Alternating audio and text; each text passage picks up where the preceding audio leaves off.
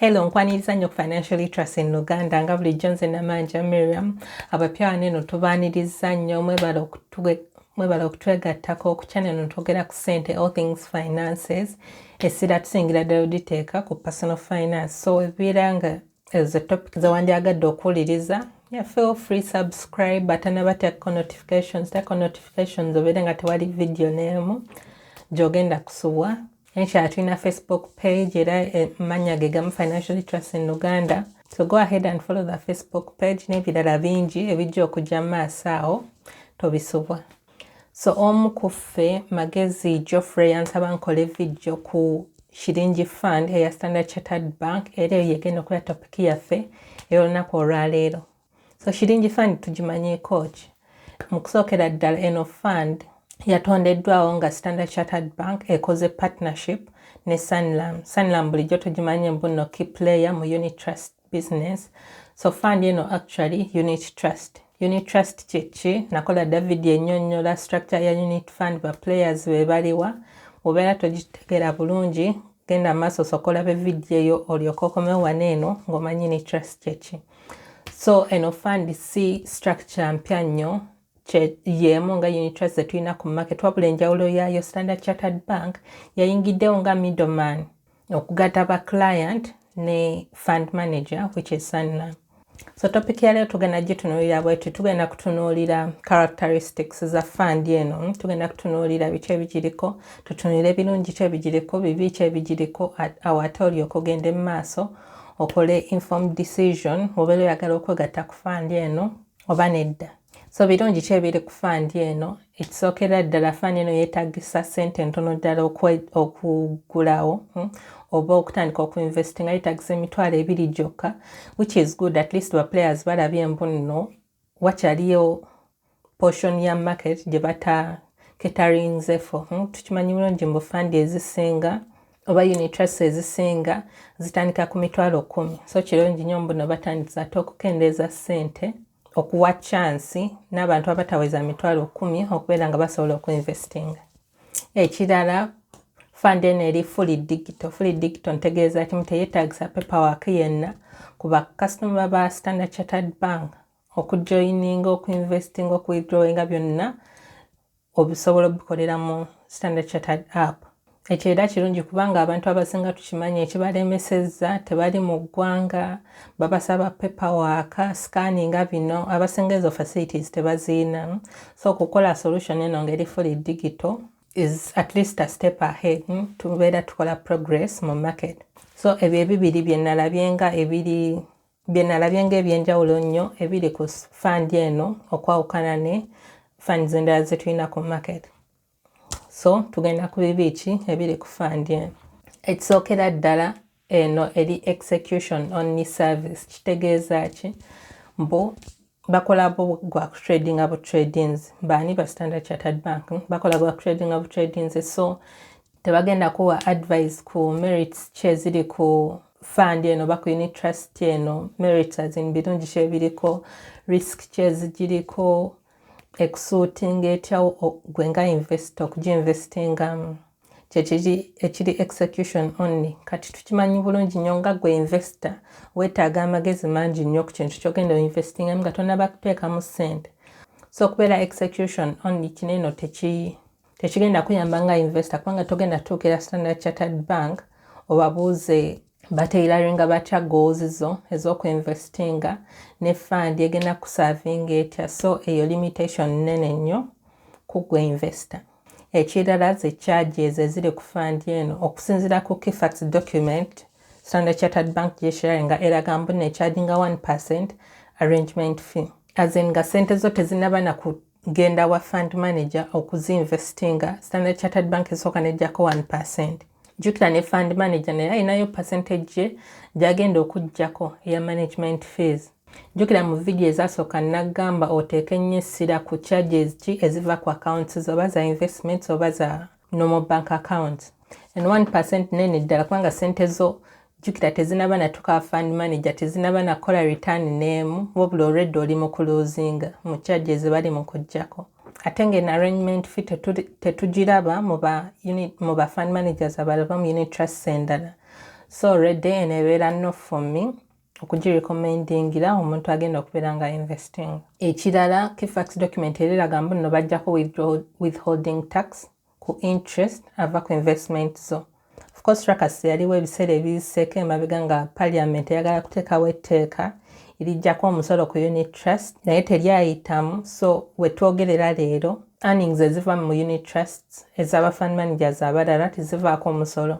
Wabula eno ate Standard Chartered Bank G-forwardinga egamba kuliko withholding tax. Withholding tax mu Uganda interest eri 15%. So jjukira zino charges zonna ezeeyongera ku fund ziri mu kulya ku magoba ago oba mu earnings zo zogenda okukola ku investment yo. So kino nakyo ebeera no for me kubanga aba fund managers abalala basobola okutuwa access ku funds nga tekuliko musolo. Ekirala kiri ku fund eno bagamba interest eri compounding a monthly.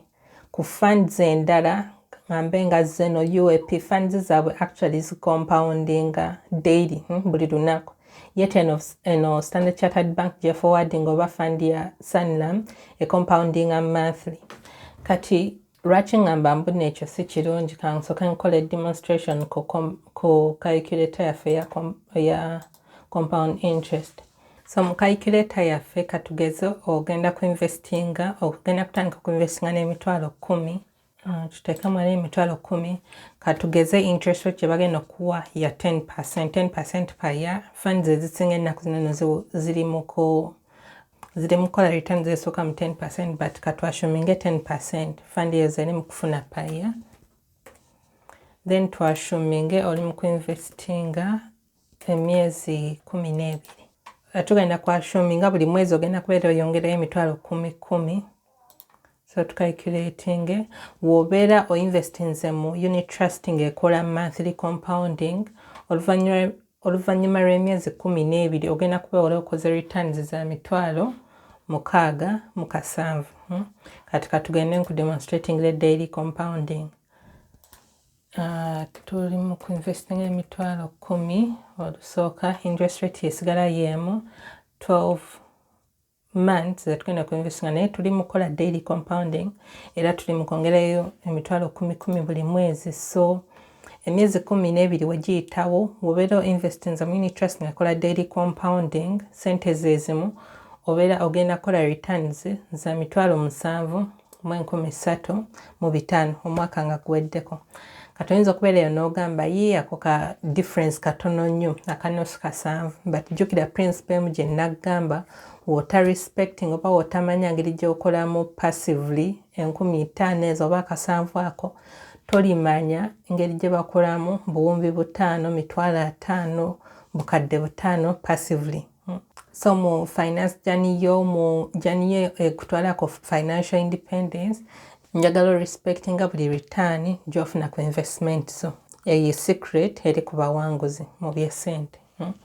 So but then mu grand scheme of things katugeze oli mu kuinvestinga kakadde kamu tuzeeyo compounding monthly kakadde kamu myezi gyegimu still monthly oyongera kakadde kamu wobeera oli mu monthly compounding interest gy'ogenda okufuna mitwalo 67.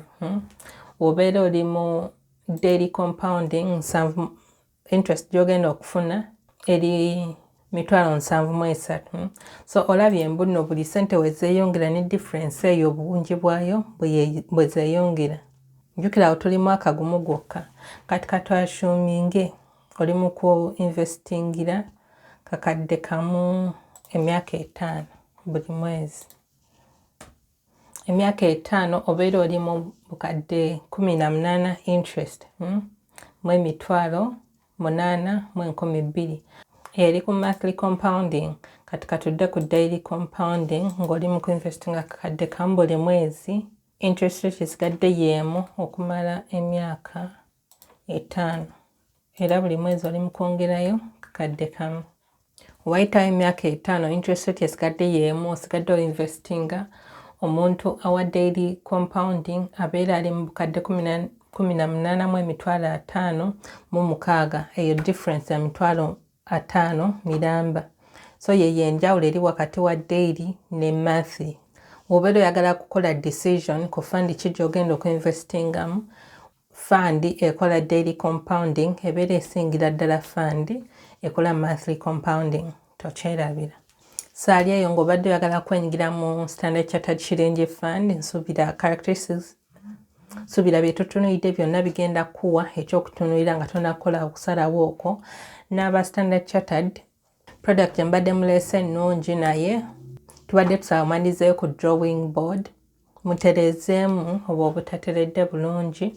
N'aba Sanlam mwanditunuulidde ekya compounding so that muva ku monthly compounding ne mudda ku daily compounding. Investor abeere ng'asobola okufunamu kinene ku ssente z'abeera investinze. So bye bya Shillingi Fund. Obeera olina ekibuuzo ekirala teweerabira okiteeka mu comment section.